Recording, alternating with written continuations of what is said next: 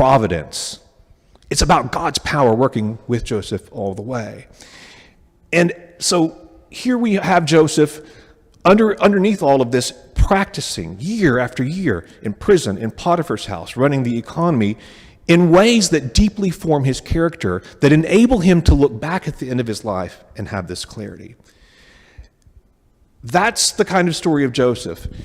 And one of the things that concerns me about how we often think about vocation and how we often talk about calling is this. We assume that we can understand what that nexus is, what that calling is. Some people describe it this way, right? Where your gladness meets the world's need. We talked about that last week, where we can find that intersection. My gladness and the world's need, and I'm going to be, I don't know, a rocket scientist if the world needs rocket scientists, and that really, makes my heart giddy. I think that's good, and that could happen. Maybe it happens like the story of Samuel in the Bible, right, where Samuel's in the temple and he hears an audible voice from God. I don't know, but I think more often than not, vocation is taken up in the practices that we undertake. It's less about a calling to say, this is what I should be in my career, and more about the kinds of habits that form us into the kinds of creatures God's calling us to be. Does that make sense? You tracking with what I'm saying? Less vocation as career planning, less vocation as, should I shift, jobs? Should I go into ministry? Should I have a family? But more in the kinds of habits, the kinds of individual practices that shape our life. So a little bit of ground clearing, but are we all kind of pulling in the same direction? Push back. Tell me how that strikes you. Give me some feedback on what we kind of unpacked, both scripturally and then for a second, just how you see some of these threads maybe tying together. I hear you say, rather than being top down, it's sort of bottom up. It emerges from. Thank you. It emerges from the day to day. It emerges from what I did last week, what I'm doing next week, rather than my having some grand epiphany. I think that's exactly right. Yeah. I mean, maybe it's a grand epiphany too. I don't know. That could happen. God works in mysterious ways. And we're using the microphone as a reminder for people online. I also think, what was I just about to say? It's also maybe sometimes we get lost in thinking we have to have this calling and it's about us. And I think it's also just not really about us. We're kind of losing the plot if we focus too much on our calling. And in my mind, it's more for the greater good. It's greater than ourselves. So we shouldn't, I'm not sure how much I even need to worry about that. And I think that's, for me, some of this kind of lean into the how and not the what message that you're giving is resonating with me. The how and not the what. Yeah, that's a good summation. Other thoughts? I want to turn for a second, because we've been talking about these practices, and put another fine point on this, just as we kind of draw on these reflections, and that is this: calling is not something that we can decode, right? It's not. Sometimes it feels. When I was a kid, I'm a kid from the 90s, right? And we had these images that were behind images. Sometimes there would be these patterns, and if you crossed your eyes in just the right way, you could see the Mona Lisa or something. Does anyone know what I'm talking about? Yes, okay, thank you. There was some way, I never could do it. My brain's just not wired right to see things in that way. But sometimes we almost understand our calling, our vocation is something kind of like that. If you can almost just squint right or look in the right way. And what I'm suggesting is, no, it's not something that's always like that. It's something that we're formed into, that actually through faithful practice, through years of work, oftentimes work that we don't even understand, right? Oftentimes work that we don't even understand how the work is working on us. That's the kind of thing that shapes us into the people that God's calling us to be. So I want to turn back to planting for a second. And I think of planting more than just a metaphor for vocation. I actually, in some ways, think that it is It embodies real virtues that speak to the Christian life in particular. So I want to kind of draw on these things, and I want you to reflect on them with me as we're thinking about them. I've got 3 things that I want us to really think about with planting and how we draw on that in our spiritual lives and in the practices outside of just the practice of planting. The first one is attention. Attention. Planting requires attention. All kinds of details you have to absorb. Soil, light, water, humidity, temperature, right? Seasonality. It requires attention. I started some broccoli seeds in the house about 2 weeks ago, and they're all spindly. The broccoli sprouts are about this big, and they're kind of flopping over, and I didn't give them the right attention, right? They were straining. I had them in the back room, and they were straining for sunlight. They're like grasping for it. They didn't have enough, and so it malformed the plants. The plants are a little wonky. I'm going to have to figure out how I'm going to adjust them or plant some more. I don't know. Failure is a part of the process too. But at the core, I think attention is key. We've got to pay attention to what's in front of us. Pay attention to the place, to conditions, to the situation. One of the things that farming teaches us is what works in one place won't work in another. Right? Context, you might say. You have to learn the ground beneath your feet. That's vocation work. Attention. The second is patience. Bless you. Bless you. This is a process you don't control, planting, right? I cannot make a seed germinate. I can give it the right conditions. I participate. I don't actually grow anything, right? I'm tending to the plants.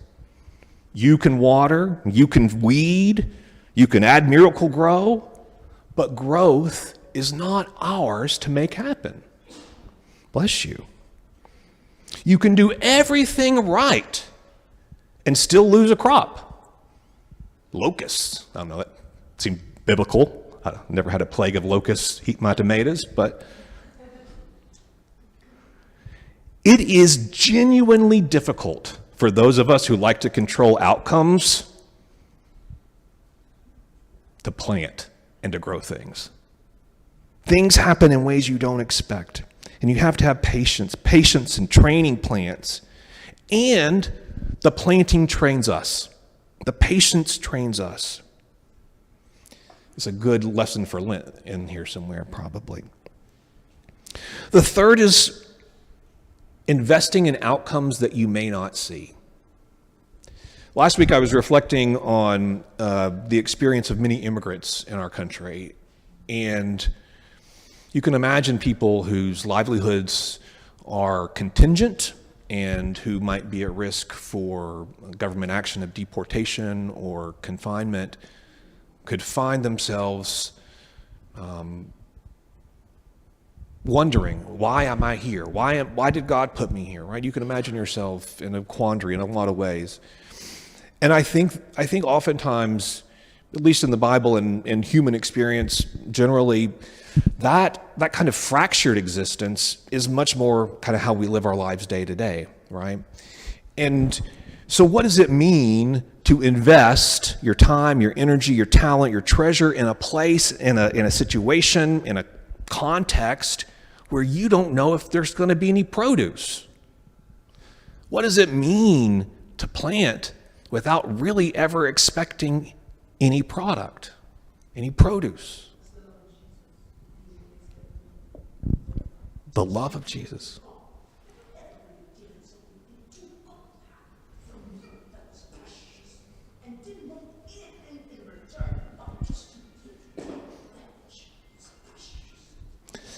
I think that's right. So when we're investing our time, when we're investing our treasure, when we're investing ourselves in outcomes that we can't see, it forms us in different ways, right? There's there's not a sense of immediacy. There's not this sense of rationality. You can't always justify in terms of, economic logic or other ways how you can control the process, the outcomes. What I don't think, let me say this, these are not, so patience, attention, investing in outcomes you can't control. I don't think that these are spiritual metaphors. I actually think that these are real things. These are real virtues. They produce real goods in us. Attention, patience, trust. These things shape us. These acts of planting shape the planter, forming the planter, hopefully, ideally, into a person of patience and attention and trust. And so, in a way, you can see that vocation is not the destination, the what, the end of discernment. It's the shape that life takes when we keep faithfully showing up. Let me say that again. What I want us to reflect in this is that vocation is not the destination at the end of discernment, but it's the shape that a life of faith takes when we keep showing up. So you're in tables. What I want us to ask ourselves in this moment, if you'll turn to your table mates and ask each other these questions. And I'd like us to spend about 5 to 7 minutes talking through this. What practice, what habit, what act are you already in that might be forming you into God, who God needs you to be? What are you already doing?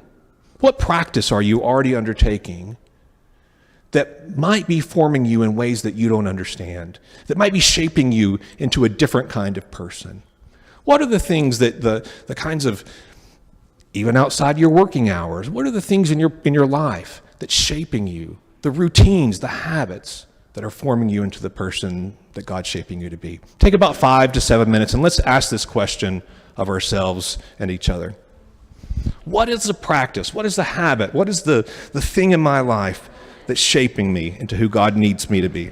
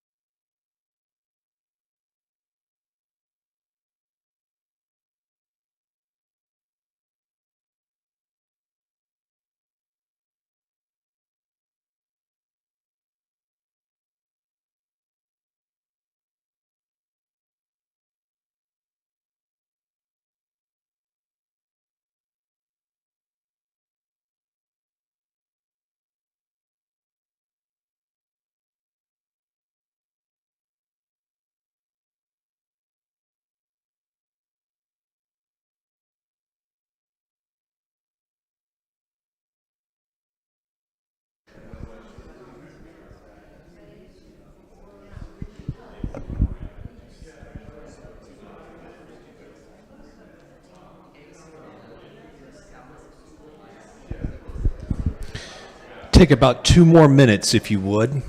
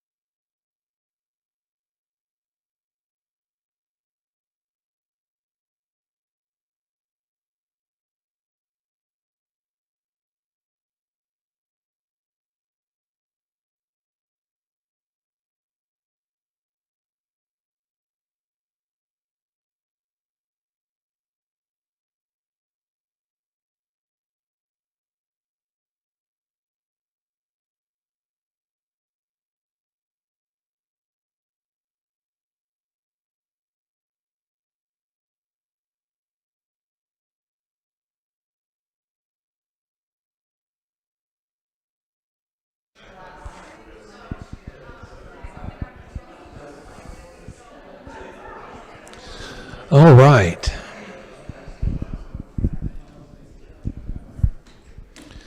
My notes say, let this breathe.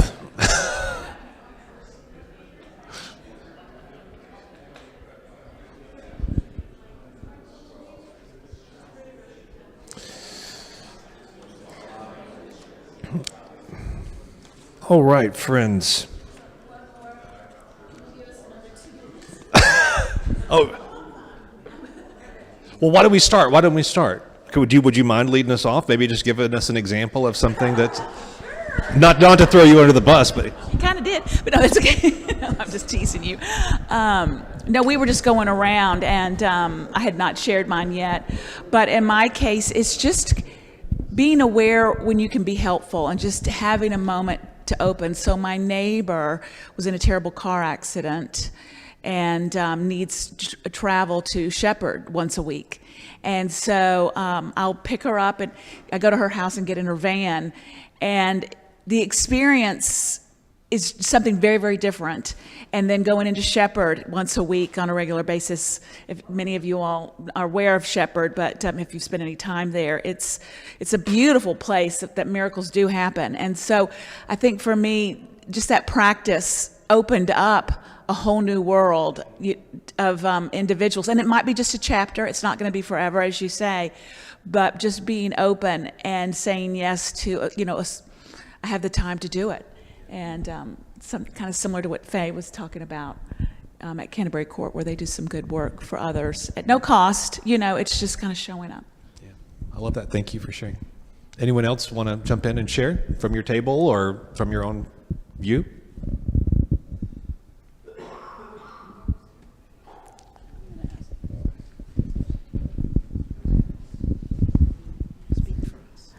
There were a few of us at the table that were talking about how it's necessary to give up a sense of control, that you can be prepared and have the best intentions, but you can't expect anything to be perfect, and that you just have to rely on faith. So, Yeah, that's beautiful. Not to put anyone on the spot, but my table was talking about parenting in very beautiful ways. Anyone want to share? I was looking at all three of you. Anyone? Okay.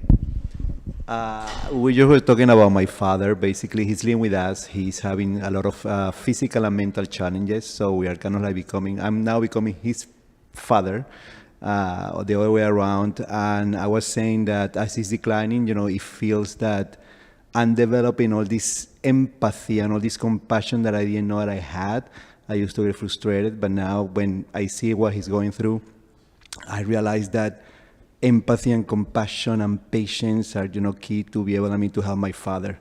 So when I think about God and what He's calling us to do, I think that empathy and compassion and patience is key for for us to do all the time, not only at home but with everyone, if you will. That was really beautiful. Thanks for sharing that.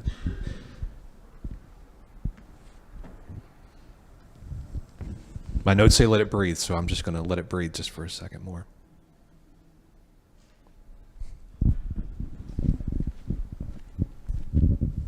I feel the need to participate because this is my husband up here. So, we gotta. We also talked about others and parenting, both on both sides, actually.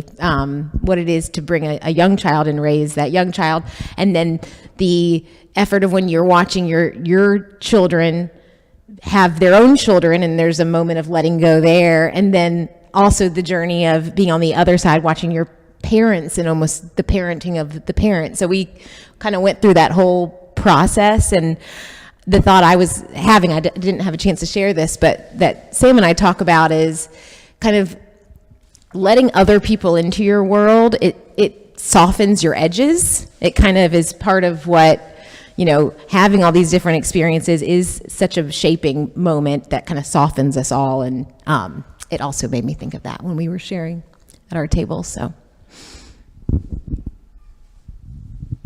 I didn't even pay her to say that, but I think I'll buy her lunch. Well, thanks for those contributions, and I'd love to continue. I think deeply about these things. So if you want to push back on me, I would really invite you to do that, or tell me I'm crazy, or tell me my ideas are headed in the wrong direction. But I will tell you, I think I can give you some practical advice about what to do with this stuff. So, this little pellet, just take a little bit off the top, scratch it off. And then you're going to take, you don't do it now because you'll want it to get it wet, but you'll put those little seeds. Each pack has 4 to 5 seeds in there. And that was an act of spiritual discipline, putting all those tiny little tomato seeds in the packet. You'll put them right there, and then you'll kind of cover it over with that little peat stuff that you picked off the top, kind of like, like if you were just a little kid picking at it. Put a little bit of water in the bottom of your cup. I would put some saran wrap or something just to kind of keep the humidity in there until it sprouts, and then watch it grow. Put it by a window, put it in by some light. Exact water. Put enough water just to cover the little pod. It's about a I don't know, quarter-inch, half an inch of water. And put it in some sunlight. Watch it take off.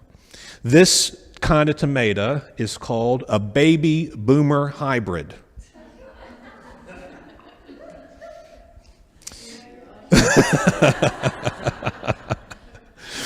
This is a good tomato that will grow in a pot on your patio.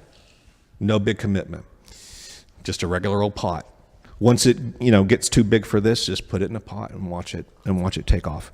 It should have fruit. These are probably 90 days, I guess, something like that. So I would love to see a picture of your tomatoes if they grow.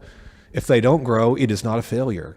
It's just part of planting, But you can come to my house, and I've got a lot of extra tomato plants. I just grow extras, so I can give you some. But thank you so much. Thank you, Jenny. I would be glad to take any questions or hear any feedback. Yeah.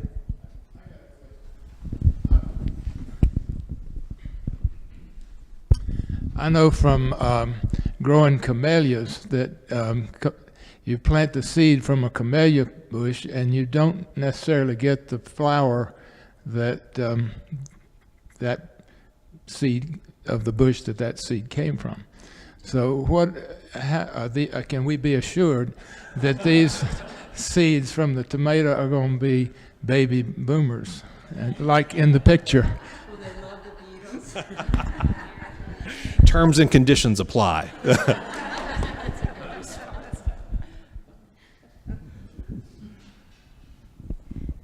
Well, if I may, I just want to say thank you so much to Sam, and we do have a few minutes if you want to stay afterwards. But this is the end of the Vocation of Faith series. I hope those of you have been able to come to some or all of them. They are recorded and should be on our YouTube channel. So if you want to go back, and I just found this, Sam, to be just so rich and just so much for us to think about. So thank you so much for all of your wisdom, and let's give him a round of applause.